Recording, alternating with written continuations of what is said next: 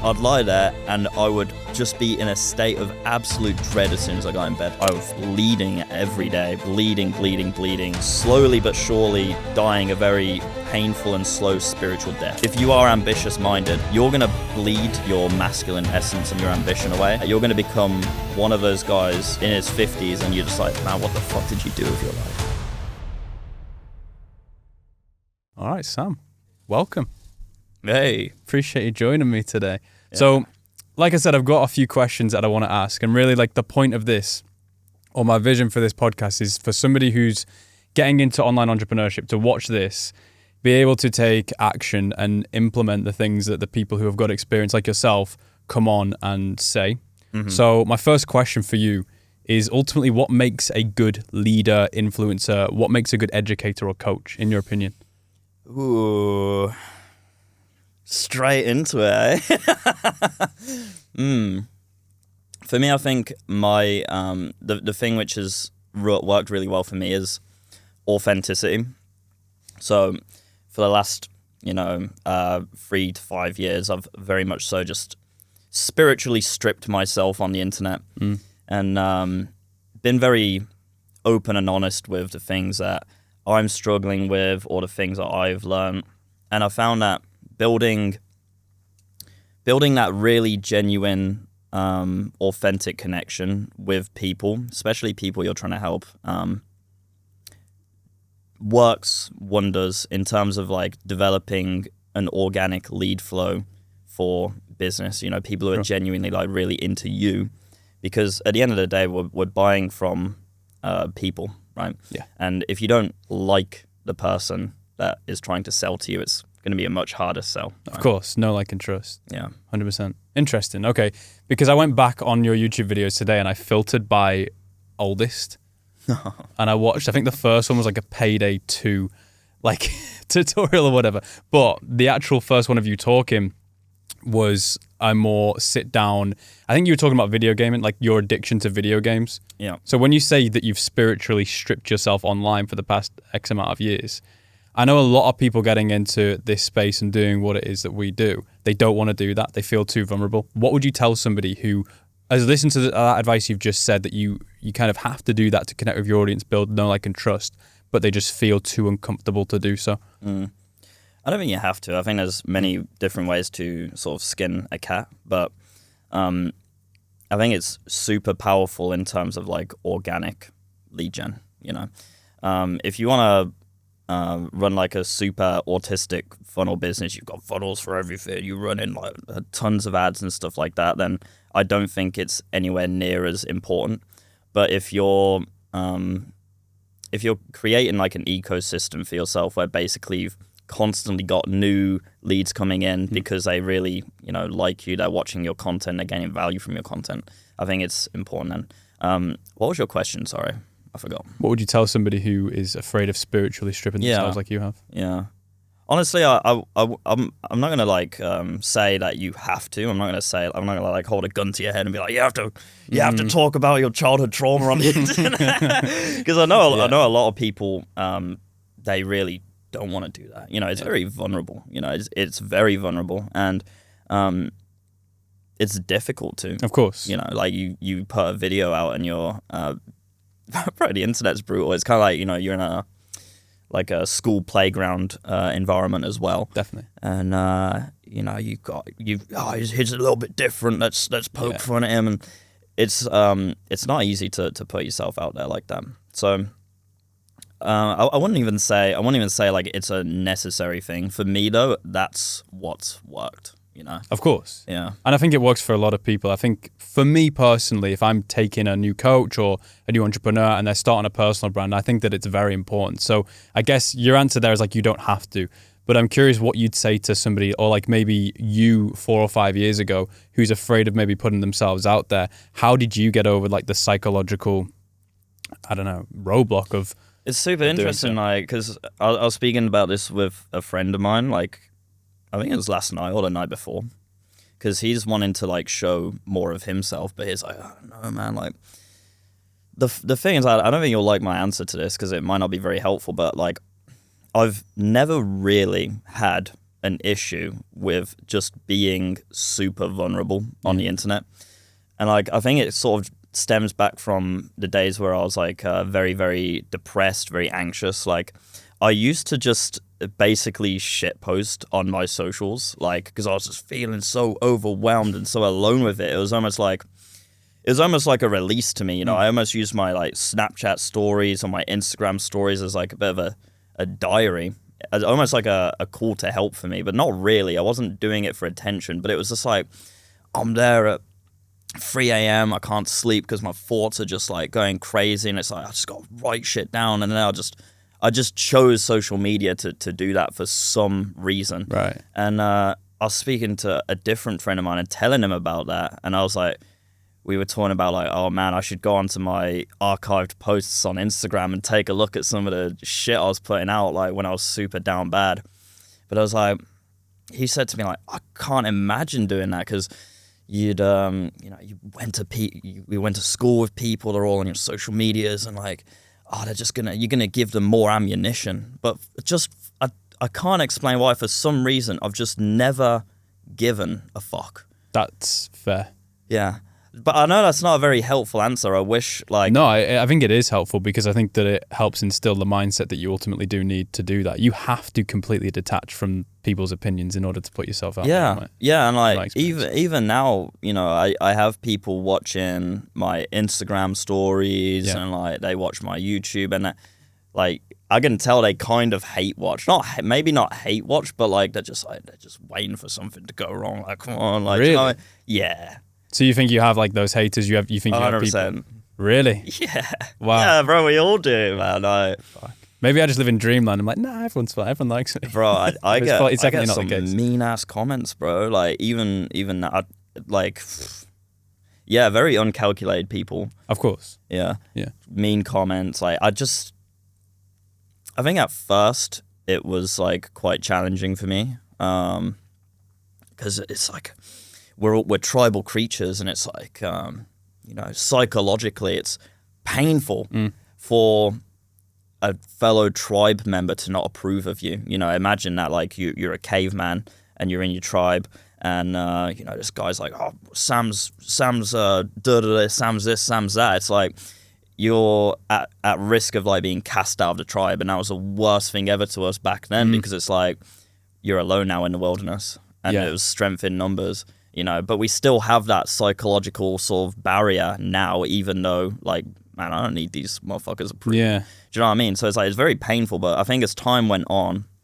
that I know people say like, oh, I don't care. And it's like, you can kind of tell, like, I don't. You are somebody who genuinely doesn't. I'm wearing a Kanye shirt, bro. You are. I don't care. I just don't. I've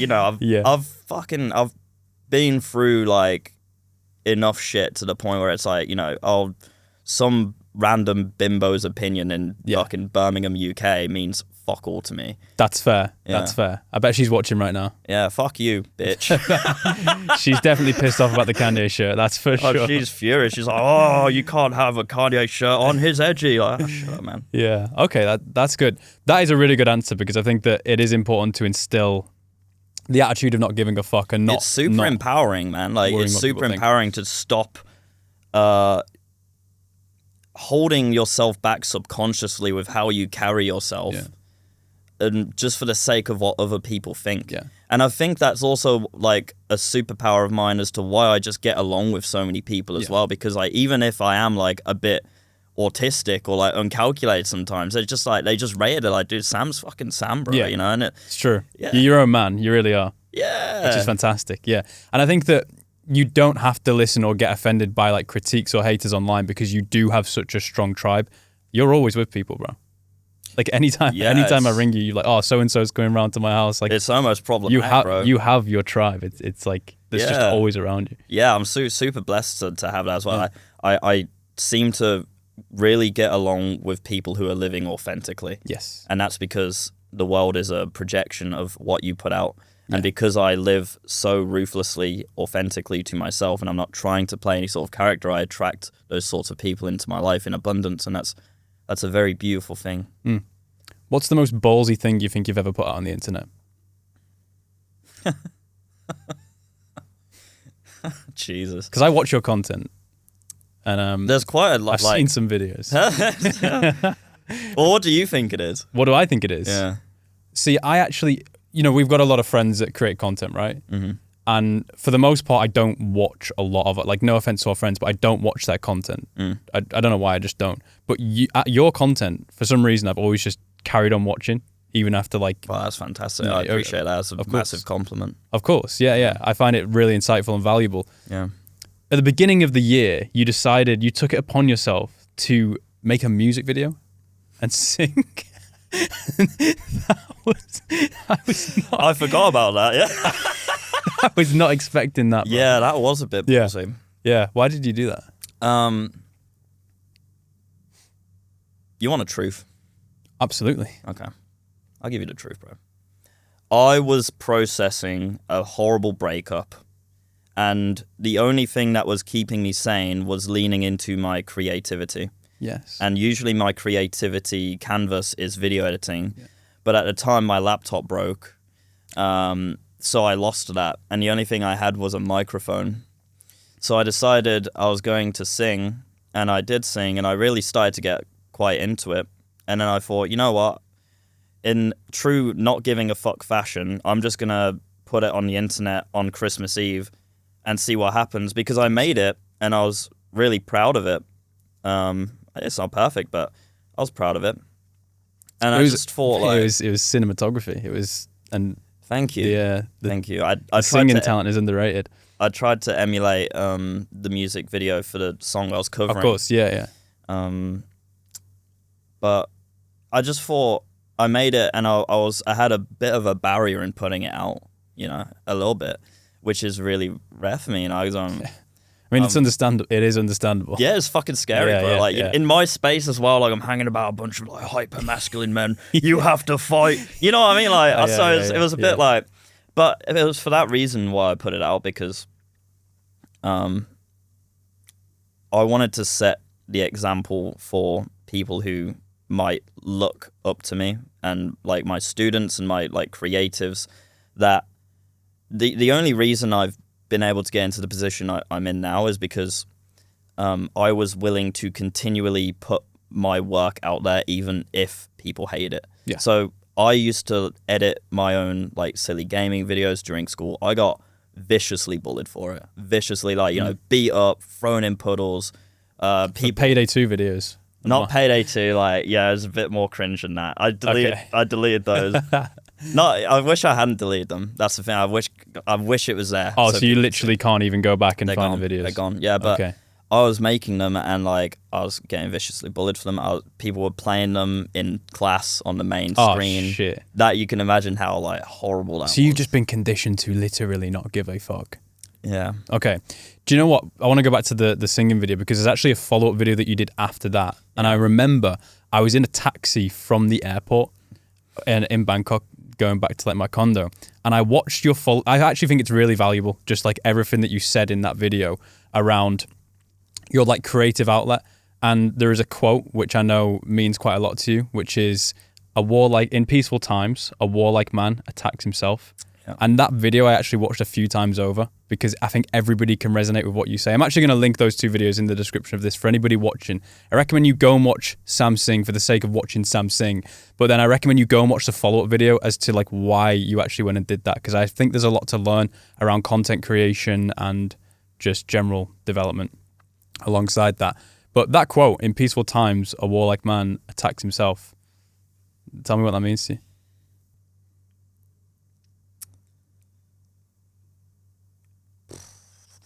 How deep do we go? So, I mentioned that I made the singing video because I was going through a breakup. I was processing a breakup. I mean, I'd already been through it, but I was still like really going through the trenches of that one, like, because I thought I had it like so perfect, like I've got my I to be fair, like I painted the relationship out to be like way more perfect than it really was. But to me, do you think to the outside world or to yourself?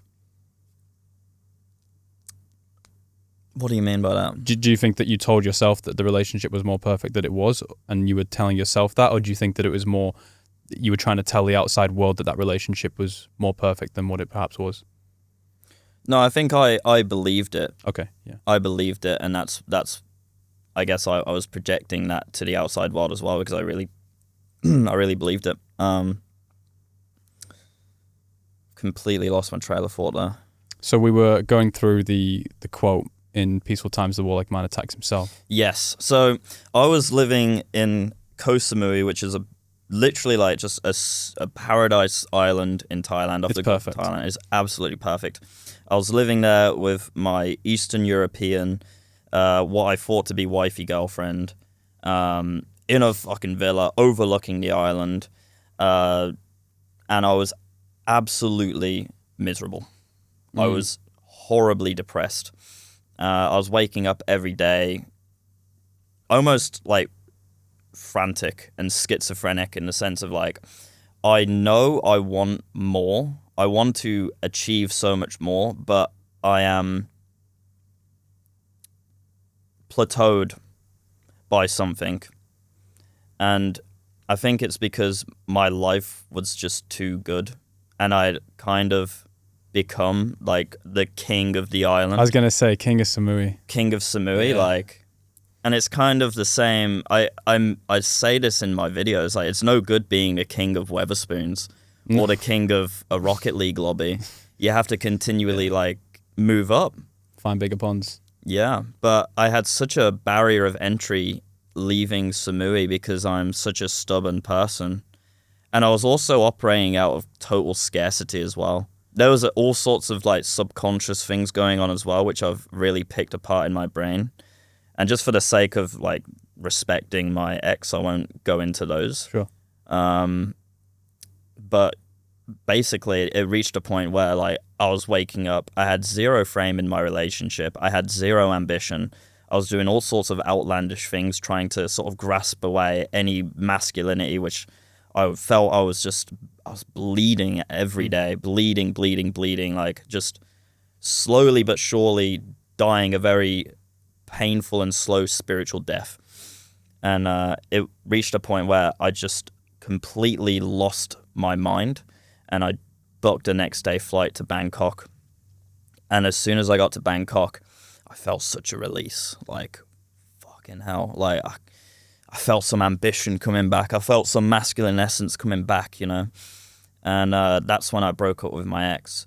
In Peaceful Times, the warlike man attacks himself. That was me in Koh Samui. Yeah. It was too peaceful. And I'm a very ambitious guy. I think very long term. And I had really reached my ceiling in Samui, and I just hadn't really realized it. And it was crippling me, horribly crippling me. So that's why that quote means a lot to me. Hamza actually told me that quote because when I was going through this, I was every single day on the phone with someone, like trying to find answers to my problems, and I couldn't seem to get them really, or maybe I was, but I wasn't ready to hear it, you know. But Hamza gave me that quote, and I was like, fucking amen to that. It's so true. It's so true. So in comparison then, outside of that subject, outside of like yourself, how does Bangkok compare to Samui? Way more ambitious. I'm getting mogged every day. It's a beautiful thing. Nice. People who are way more charismatic than me, people who are making way more money, they're, you know, building insane online businesses. Yeah. They're driving Lambos. They own multiple, you know, they're networking. If there's one hack to my personal growth, it's been to continually hang out with people who just brutally mog me. And it's like, it's funny, but like, it's hard to do. It is hard to do. Yeah. Because it's like, you're constantly the small fish, and it's nice to feel like the big fish. Yeah. But feeling that way led to how I felt in Samui, you know? Yeah. So maybe in small glimpses, it's nice to be the big fish. But I do my best work in the trenches as the small fish. And Bangkok allows me to once again be a small fish. What would you tell somebody who's kind of, because I know that when I was 22, 23 years old and I was really trying to grow my business, get to like 5 to 10K per month. And I didn't want to see myself as a small fish. I don't know why I had such an ego around it that I wanted to be the big fish. And I was so afraid to like move to Thailand or move to an area where I wouldn't be the big fish. What would you tell somebody who's like kind of running around with their little posse at the moment? They recognize they're sat there telling themselves, I think I'm the big fish in my realm right now. What would you tell them to get them out of that and help them push towards a bigger pond? I'd say firstly, you need to assess where you lie in the social hierarchy, because it's not like, unless you have a very unhealthy ego, it's not like you're running around just being like, oh, I'm the big G, I'm the fucking big fish. You know what I mean? It's very subconscious. You have to assess very diligently like where you are in life, the types of people that you're hanging out with, and if they're genuinely pushing you forward or not. Yeah. And if they're not pushing you forward, they're probably holding you back. And that's the brutal truth of it. Like, if you are a super ambitious person, I say this time and time again, but like, get used to sacrificing. Yeah. Get used to leaving old things behind, old blueprints, old people, old girls. Get used to that, because it's fucking painful, this shit. You know, like, I feel like a lot of the time on the internet, people, we talk about the good aspect of being like a high performer and striving for more, but there's plenty of like shit as well, you know. You've got to be prepared for that mentally. But I'd say this as well, I don't want to put people off, like, it's so worth it. In fact, I don't even think you really have a choice. Like, if you aren't aiming to be an absolute savage in every facet of life, then you will be eaten up and chewed out by this world. You will get brutal. Fucked. It is brutal. You will get fucked. So you don't have a choice. Firstly, assess where you lie in the social hierarchy. Are the people you're hanging out with, the people you're around, the environment that you're in, actually pushing forward or not? If it's neutral, they're holding you back as well. I'd say that. There is no standing still. There is no standing still. Yeah. You're either going backwards or you're going forwards. And that's how it works. Yeah. And everyone has something to teach you as well, which is really interesting. Like, I hang out with guys who are bigger than me in the gym. I hang out with guys who make more money than me. I hang out with guys who are way more charismatic than me. They get more girls than me. There's always something that someone really excels at to learn in. But there's also so many people who don't even think that way at all. They're not trying to do anything. And if you're in that position, you've got to get the fuck out of there. Yeah. And there's also a lot of people, like role players. They'll role play being a G, like they'll talk about it. But what are they actually fucking doing? Yeah. You know? That's very important, first off, to even establish, like, where actually are you lying in the social hierarchy of your current environment. What was your question again? No, I think you answered that perfectly. I was looking to hear, like, what would you tell somebody who is working their way out of their small circle and trying to get into a bigger pond? I touched, just get, because the thing is, like, it's the illusion of choice, because you can stay in your small circle of friends or with that girl who's like, kind of like, it's nice, but you're not gonna like, she's all right. Yeah, she's okay, you know, but she's not gonna like, you're not becoming a millionaire with her. You can stay with them, but eventually if you are ambitious minded, you're gonna bleed so slowly but surely your masculine essence and your ambition away, that you're gonna become one of those guys who is in his 50s and you're just like, man, what the fuck did you do with your life? You know, those guys you look to and you're like, I don't want to be like that. That's how that happens. No one is sat there thinking about, you know, if you're in your 20s, like, oh yeah, I want to be like that guy. No, it just fucking happens. And that's because you weren't willing to do what needed to be done. Sure. It's fucking hard. Yeah. Breaking up with the girl, leaving your circle of friends, and continually doing that. Continually. But the good news is, like, once you've done it a few times, it's like, oh, it's another girl. Yeah. Who gives a fuck? Like, I will not ever like allow myself to get into a position where I am slowly bleeding out spiritually because I'm trading in my ambition and my masculine mission towards excellence for something else. A girl, some friends, some fucking social credit score. I'll never it won't ever, because I've experienced what that is. Yeah. And it's hell. I couldn't even sleep, bro. I went to sleep for 6 to 9 months in Samui. I got in bed and I would think about my own death in an awful, dreadful, like just pure... Think about your own death. Yeah. I'd lie there and I would just be in a state of absolute dread as soon as I got in bed. And I could not fucking sleep. And the conclusion I came to, there was 2 conclusions. One, I should visit my family more often. I think that's big. 1. Yep. 2, I am not living aligned to my mission to the point where if I died now, I would fucking go to hell because I am not living up to who I want to be. And that is the worst fucking feeling on planet Earth. And I had that for 6 to 9 months. And the whole time I was scrambling, trying to figure out how to make it work while not leaving my beautiful island and my beautiful girlfriend and my beautiful villa. Wasn't going to happen. This had to be this way. Well, I'm glad you're here in Bangkok. I'm fucking glad too, bro. I'm so much happier now. Yeah, absolutely. So much happier. I'm a whole different person. Yeah. I recognize that. Like, as soon as you came to Bangkok, I was like, I feel like I've met a new Sam. Yeah. And that was nice to see, honestly. It was good. But one thing that I'm curious about just for you, and maybe on a bit of a lighter tone, like... Chill out, dude. Fucking hell. Just You're relax. freaking everyone out. Yeah. Nah, joking. But with like, because a lot of people I know that, whether they're like coaches or they're people that watch you, Sam, they're probably considering moving out to Thailand. And I see a lot of comparisons online of like, oh, should you live on Koh Samui? Should you live in Bangkok? Should you live in Miami? Should you do London, Europe, Dubai? In your opinion, where is the best place for somebody who is starting their business from scratch? They have no commitments in terms of girlfriend, family, house, job. They've got a decent amount of money saved up. Where's the best place for them to go and why? I think ideally you've built up a foundation in your hometown. Yeah.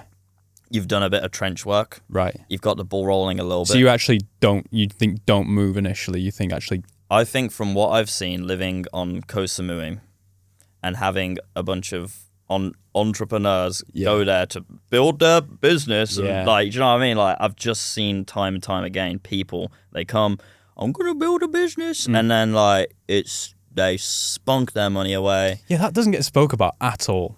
There are so many people that go to Koh Samui. The amount of people I've seen go in and out. Yeah, like, I've seen that. It's like probably 9 out of 10 times someone shows up and says to me like, yeah, I'm going to build my business. Like they one-way flight home, broke with zero momentum. Yeah, I mean, that was me when I was like 21, but yeah.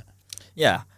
And I don't like, I get it. Yeah. You know, because it's fucking paradise and it's like, but I don't think people realize that you can treat it like a holiday and it will be a holiday, or you can treat it like I'm here on a fucking mission and then your entire life can become a fucking holiday. Yes. I mean, we look at our mutual friend, Will. Yes. He did that. Absolutely. He came to Samui with a mission. He's one of the few people I've seen actually pull it off. Oh, yeah, and he pulled it off very well. Very nice. Yeah. But most don't. Most true. don't. That's the truth of it. So I think for most people, it would be great if you had a little foundation going already before you came. And it's so important for you to understand that no matter where you move, momentum is everything. Yeah. I think a lot of people are like, yeah, I'm going to build a business and I'm just going to like bounce around Chiang Mai, Phuket, Koh Samui, to Koh Phangan. Like, do you know how your fucking mental reset of your momentum, it's crazy. It's reset once every 2 weeks because you want to go see some new variables. Oh, new girls it's crazy. in Phuket. Yeah. New fucking gym. Who gives a fuck? Who cares, bro? Exactly. You're not at that stage in life anyway, man. True. I've not even done that shit. No, me neither. Me neither. I lived in Thailand for 2 years. I've seen probably one temple, bro. One temple, 2 waterfalls. That's it, bro. Yeah. I do not give a fuck. Yeah. And I don't care about the beach. Yeah, like when we went to Da Nang, we were like, this is shit. Yeah, well, I just want to get home. Let's get me back home. Get me back to my fucking desk. Yeah. Which is weird. But at what point do you think, because that is the autonomy that a lot of people want. They want to be able to travel up to Chiang Mai and go to Pai and not necessarily have to worry so much about, working and making money. Yeah. At what point do you think somebody has autonomy, whether that's like an amount of money that they are making, whether that's a nature of business that they are running? Yeah, it's a good question. I think like I am on the extreme end of like I don't have a hard time giving myself permission to have fun. So I will say that like I don't think you should try and mimic how I do things. I think it's actually a little bit too much. Too much in which direction? Too much in the fun? I don't allow myself to like go have fun much. Okay. You know, not in that sense anyway. Like not things that take. I'll see me you on away Songkran, brother. Yeah, Songkran will be pretty loose. Yeah. No, but I mean like, you know, traveling. Of course, just yeah. Seeing places like I don't seem to do much of that. You don't do much traveling at all. No. Yeah. You know, I mean, I wanted to kill myself one day into Da Nang, like you said. I was just like, I'm at the beach and I'm just like, I honestly could not care less about this. I'm furious, in fact. And I don't have my desk set up and I'm furious. Yeah, we were in that co-working space, but we did get shit done. Yes. We did get shit done. That's the thing, bro. We kind of did make it work, but it is also like just inconvenient and it feels like you're less likely to get it done, which gives me anxiety. But interestingly, while I was on that trip, that's when I started to, I went all in on building out my mastermind, which was an idea I had, which I just wasn't executing. So like, oh, bro, it's very difficult for me to answer because sometimes new inputs can really open up new doorways for you. Yeah. But generally speaking, most people just need to shut the fuck up, sit at their desk and do the same thing, like, you know, 8 hours a day for 6 months. It's true. And most people just aren't willing to do that, especially if they're like, first time in Thailand, I live in Koh Samui. You got a friend calling, you want to do jet skis, you want to do paintball, you want to fucking go run some loose game at Arc Bar. Like, it's uphill battle. So you need to be very disciplined to do it in a place like Koh Samui. So to answer your question, looping background. Move background for me. Build a foundation. Get super clear on what you're doing. So most people, they come out and they're like, yeah, I'll build like a fitness business. Yes. And it's like, what does that look like? I don't know.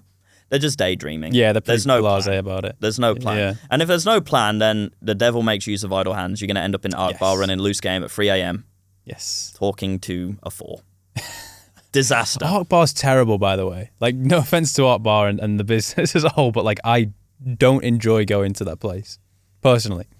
Yeah, some serious trench work done. Some different kind of trench work. Yeah. But it's so true. The devil. What was the quote? The devil makes use of idle hands. Yes. Most people daydream. Yes. I'm going to book a one-way flight to Thailand and I'll build a business. Cool. What's the plan? I don't know. Yeah. It's like, well, you don't think you're going to end up in the strip club with an idea like that? Yeah. Yeah. Like, come on, dude. You gotta have some sense of direction, which is why I say, you know, build a foundation. Yes. You know what you're doing. Yeah. You just need to do more of it. Yes. Yes. Right? Okay. So one thing that I want to ask you, because you help a lot of guys build their in fact, maybe just for people watching, say what it is that you do. Yeah. So I teach young men how to create a lifestyle of financial location and creative freedom through video editing. Of course. So with somebody who's becoming a new video editor, and I suppose a lot of the people that are watching this as well will be coaches or maybe getting into the coaching space or service-based business, what would you say is the first thing to decide when you start a business? What is the first key decision that you have to make, in your opinion and in your experience? Can you give me some examples of what that would look like? Yeah, so if somebody says to me, I want to start a fitness coaching business, the first thing that I say is, well, you need to create an offer. Decide who you're going to work with, what you're going to help them do. Oh, I see. Yeah, that's a really good point, actually. I think a lot of people, they have a very, they want to develop a brand, but they have no intention behind it. And they're just like, well, I'll just like be me and people will like it. It's yeah, like, but this is what I'm asking, because a lot of people come here and we probably know a lot of guys that like, hey, I'm just building a personal brand. It's like, what the fuck? Yeah, what's the point? What the fuck is a personal brand? And what does that mean? The first question would be like, what problem are you trying to solve? For me personally. Yeah. Because it's like, otherwise there's no intention behind it, you know? So for me answering that question, I've had an incredible self-improvement transformation, and I find most people, they're a bit misguided in the sense of if they think they'll just do a bunch of good habits and they go to the gym and meditate, the world will give a shit about them and their mind will transform and their aura will transform. It's not the case. The main thing which a lot of men are missing is a vehicle towards excellence, towards becoming valuable to the marketplace, becoming valuable to people who you want to hang out with. That's the main thing which actually transformed my life, not reading or meditating. So I teach guys to do that. You need a valuable skill, and the valuable skill that I can teach is video editing. Absolutely. That's my intention. Yeah. You know, a lot of guys are just like, yeah, they're very airy-fairy with it, you know. So you need to get very clear on what it is you do and what you've, importantly, what you've done as well. Of course, yeah. Because I can't teach guys how to build a sick physique because I don't really have it's an okay physique. You know? So that would be like super fucking random for me to do that. Yeah. Something you've achieved which is noteworthy. Yes. You know? Yes. So you believe that you have to have achieved the thing that you're going to teach in order to actually teach that thing? Absolutely. Yeah. What do you think of Machiavellianism? I'm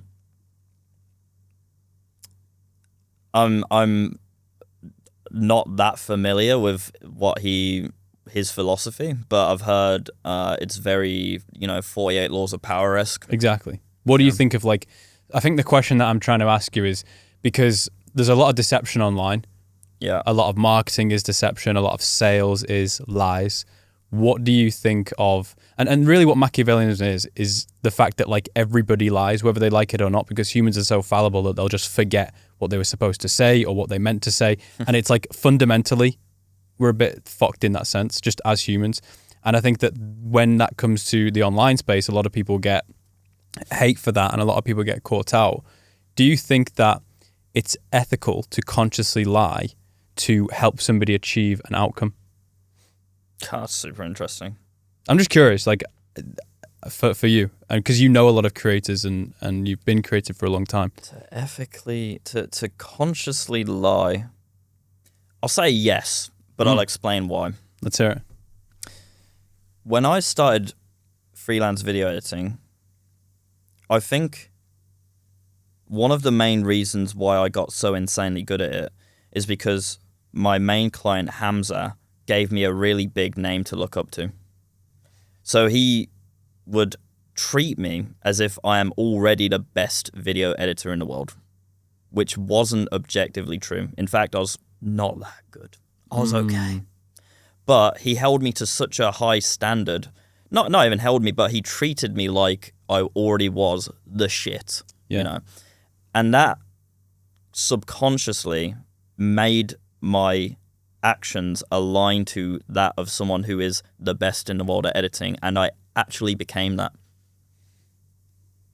That is a really good answer. It's fucking interesting, isn't it? Yeah, that is. I had to really think about that one, but I think, but also on the flip side, like, you can be super, like, negative with your lie and, like, just sell people a dream, which is fucking gay. No, that is gay. I'm not talking about, like, obvious manipulation of an audience or, like, scamming people. I think that, like, I'm the same, and I think that the person that I've lied to the most is actually myself. I've just deluded myself into being further ahead and, better in certain areas. I've just told myself that I'm better, and I think that a lot of people have a problem with lying to themselves, and they think that it's unethical in certain areas, but it's like, the ethics of it is like, okay, well, can we measure, what makes somebody more ethical? Is it measured by how many people you've helped, how many people you've impacted, how much money you've made, how much impact you've had on your family? What would you measure it by? What would you measure the ethics of a creator by? It's pretty unmeasurable, right? Yeah.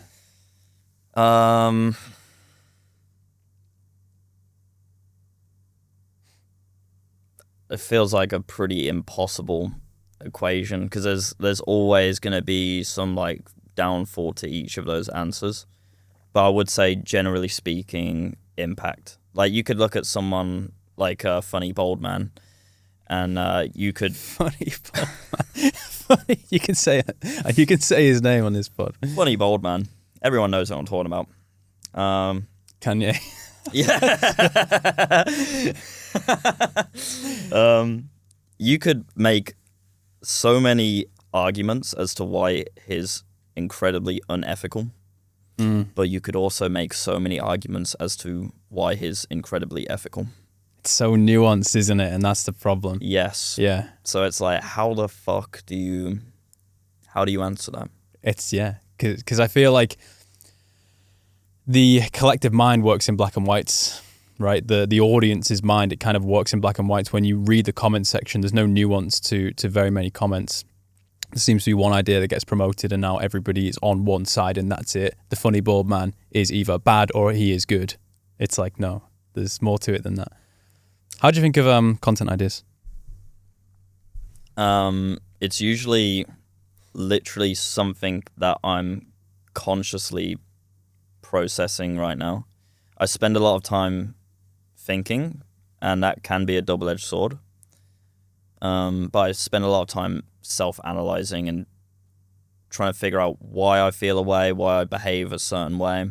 I think when I think I've made a pretty like important discovery about myself or how the world works or like why something happened, I'm usually pretty open to sharing that. Yes. You know? Yeah, because you go through your arcs and then your content often reflects that as well. Yeah, it's hilarious. Like if I'm going through some shit with women or something, like a lot of my content's gonna be reflected around that. Yeah. You know? Yeah.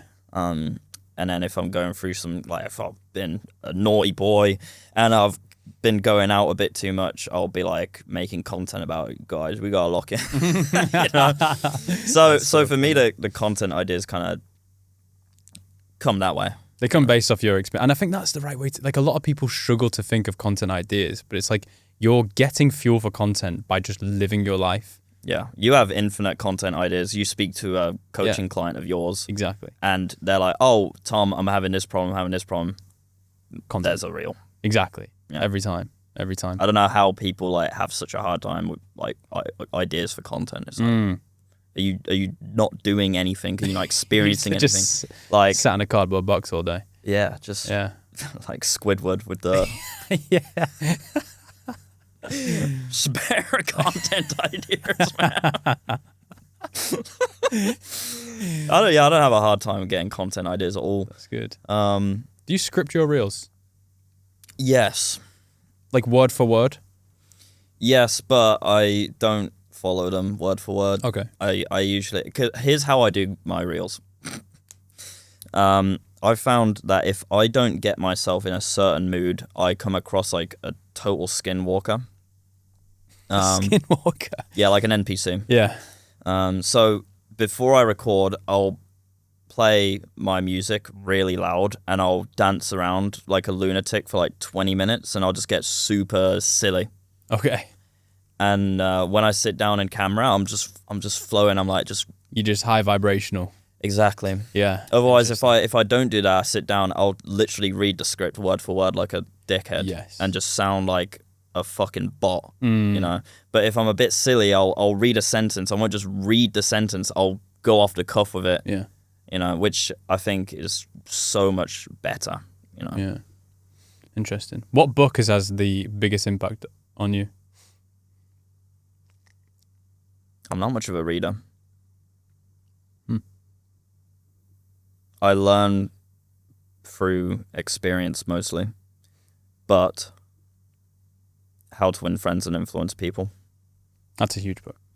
Yeah, because I think if you master that book and the principles of it, you'll literally get whatever you want out of life and people in general. And not even in a negative way, like just in a very high like you could say the same about 48 Laws of Power, but that would be like a very low vibrational way of getting what you want. And I think your world will reflect that. And people will feel it. Yes. Okay. So we're in the game of like helping people do things, like change their lives and take action. What a beautiful game. What a beautiful game. Yeah. What a beautiful game. And I am obsessed. I am obsessed with the art of influencing people to help themselves. So for you, for somebody who is, let me rephrase it. So what advice would you give to somebody who's starting to get into doing what we do, as in influencing other people? What would be the first like tactic or thing that you would tell somebody who's trying to influence other people to better themselves?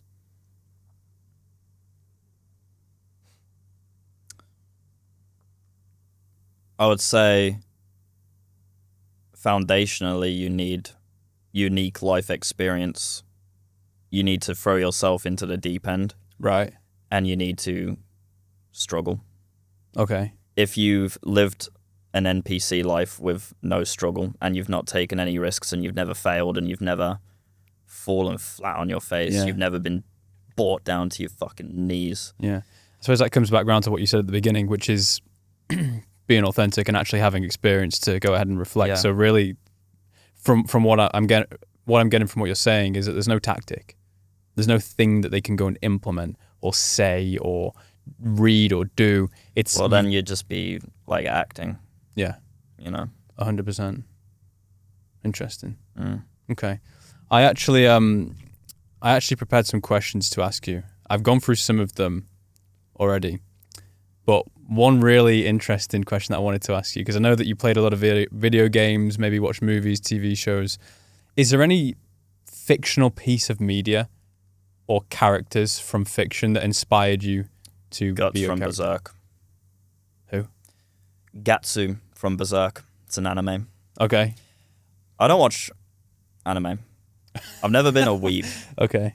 However, I used to listen to Suicide Boys, which are like a super edgy rap duo. Right. And people used to make anime music videos to their music. And one of them just went super hard. And it was a music video to Berserk, which is a very, very heavy anime. Very real. Not for the light-hearted. But it's about this swordsman who basically just continually goes through absolute fucking hell. And he struggles on. Amazing. He fucking struggles on non-stop towards the fucking mission.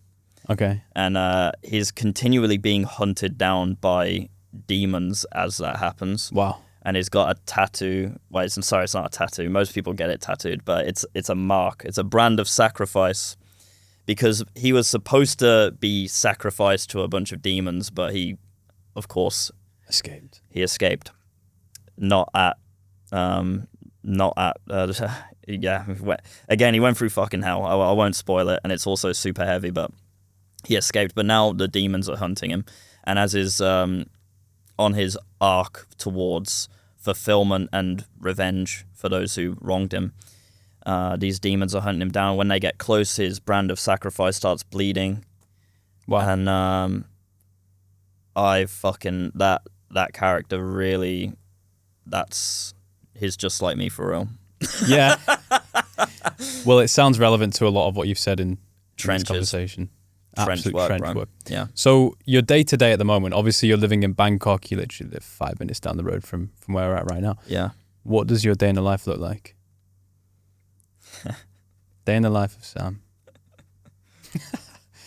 I wake up. I put a nicotine gum in. I get a coffee. I've hired a right-hand man to work alongside me very recently. So he knocks at the door at like 10 a.m.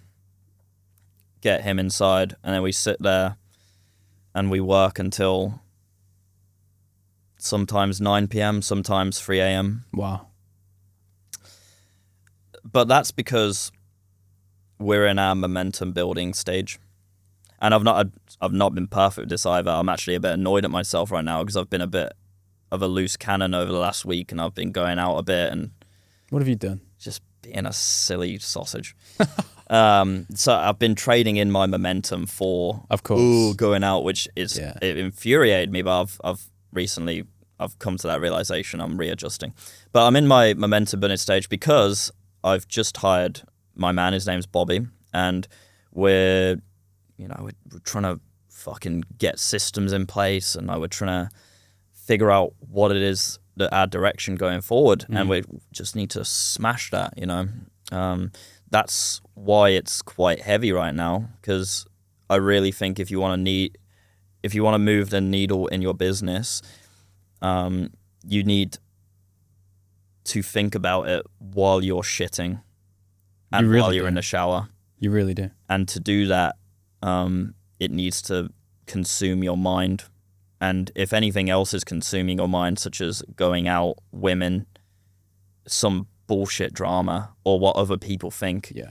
you stand no chance of being competitive in such a competitive market. Yeah.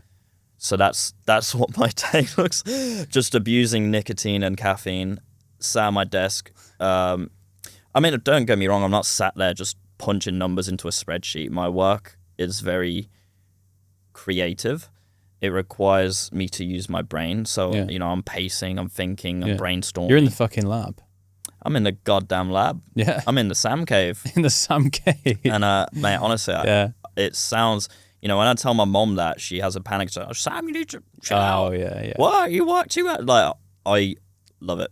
I say to Bobby, like, how sick is this? We're there at 3 a.m. Yeah. We've not said a word to each other for 2 hours because we're just hustling. Perfect. And then we go out on the balcony and I say, this is fucking awesome. He's like, I totally agree. Really? It's so fun, fulfilling. We're moving forward.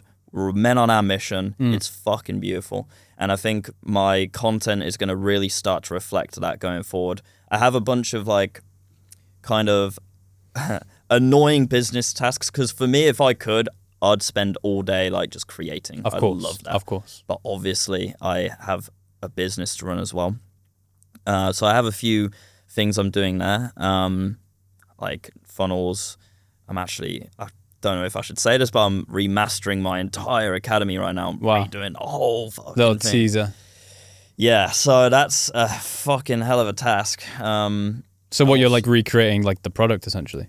Yes. Wow. I'm remaking the whole thing 'cause, since I recorded that, I've learned so much. Of course. And the way I can present it is so much better. Yeah. I've also built out a new coaching offer. Great. So I'm building that up as well. I'm delivering on that. So there's a few of those things. What's the new coaching offer? Can you say? Yeah, so I've partnered with a good friend of mine who has a very unique and complementary set of skills to my skills. Right. And it's essentially a 2-on-1 done with you coaching offer. Fantastic. We'll hold your hand for 4 months through absolutely everything, scaling your video editing business. Fantastic. Yeah. What goes into that? Like building a video editing business. How do you get clients? I think is probably the question on anybody's mind who's going to be getting into that. I am a big cheerleader, let's say, for creating ecosystems where clients are constantly coming to you. Right. Rather than chasing. Because chasing is it can get fucking tiring. Yeah. And it can be very effective in terms of getting shorter term results. But I think it's a hamster wheel that you can avoid by creating specifically content ecosystems which bring clients to you. Yeah. So I'm big on Twitter's really good for video editors. So I train my boys. My academy boys like dominate Twitter. Really? Anyone who's not in my academy who's on Twitter as a video editor, they're cooked, bro. Like all of my students are getting all the work. Steamrolled. Yeah, because we've got a sick ecosystem set up. They've got really sick profiles. Everyone's gassing each other up. It's just impossible to compete. Yeah. So that's a really big one. How many people are in the academy now? I couldn't give you a specific number, but over 600. Yeah. It's a lot of players. Yeah. Yeah. And they're all absolutely bloody killing it. Yeah. Funnily enough, the chap that I've partnered with for the coaching offer, he's leaning more into outreach, emails, messaging and stuff.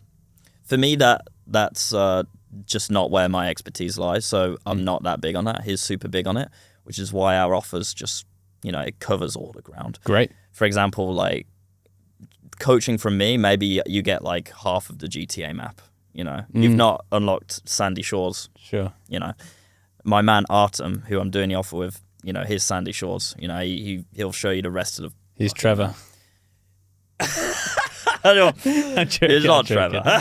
I'm joking. No, Artem's a great lad. He is. Yeah, he is. Oh yeah, sorry, you fucking know Artem. I know Artem. Yeah, of course. I've worked with Artem. You fucking you coach Artem.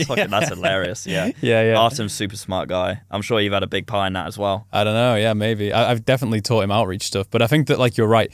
Building a content ecosystem is definitely the preferred way of doing it, and if you do have the ability to do it in that way, absolutely 100%. But I think that if you're someone who's trying to get clients now, doing outbound is important. And also, I think if you're somebody who wants to grow to like hundreds of thousands per month, then I think that you have to do both. I think you have to actively be doing both. Yeah, if you want to do it fast, at least. Yeah, it depends on the ceiling of your content and the kind of target audience you're trying to reach as well. There's a lot of factors at play there. There is. Yeah. If only we had time to talk about client acquisition. We've actually only got 5 minutes left, so the client acquisition secrets will have to be kept under wraps for now. Yeah, let's do a twerk competition for the last 5 minutes. Let's do it. No, but one thing I want to ask you for the last 5 minutes is what is actually like the next move for you? Just because I'm curious, are you going to stay in Bangkok? Are you going to move elsewhere? Because so many people are leaving the city right now. Yeah, it's pretty game. I love Bangkok. This is Gotham City. I cannot stress to you how much I love this city. It's perfect for me. Yeah. Perfect, like, Batman vibes. Batman's another character he's a fucking G. I love Batman. Of course. No, I love to see. I'll be staying here. I mean, my contract on my apartment runs out end of October. I imagine I'll probably get it extended because I've set the place up. It's a sick, perfect spot. Yeah, you got a good spot. Yeah. Yeah, so I'll be sticking around, bro, to be honest. Like, fair play. I love it here. It's fantastic. No plans of leaving? Nah. What about you? I'm thinking of Miami, to be honest. Really? Yeah. Dude, that's crazy. I've been obsessed over Miami over the past month or so. I don't know. I love Bangkok, don't get me wrong. But a lot of people in my industry are in Miami. If I'm interviewing coaches, doing podcasts like this, some of the biggest coaches in the world are in Miami. So I think who? Wes Watson? I don't know about Wes Watson. Like who is, I don't know, you put me on the spot now. There's just fucking loads of coaches there. Yeah. Is the point. Like, I don't know. I guess maybe there's not actually an answer of why I want to go there. I'm trying to tell myself it's for business reasons, but maybe it's just the Latinas, I don't know. Yeah. But no, I think the real reason I want to go there is because just cooler story. Like Bangkok is a cool story, but I think I just want to add another contrast to it and do Miami. There are certain people there, I don't want to name names, but there are certain people there that I would like to interview and would like to do work with and network with eventually. But yeah. I know, bigger pond. Yeah. Bigger pond. Yeah. You know what I mean? Yeah. Maybe when you're left Bangkok, I'll have a chance with some bloody Thai women. It's not me, I swear. It's a different Tom Hutch. We're cutting this out. We're leaving it in, but we are ending it there. Sam, thank you so much for coming on, man. Pleasure, bro. Absolute pleasure. That was good fun.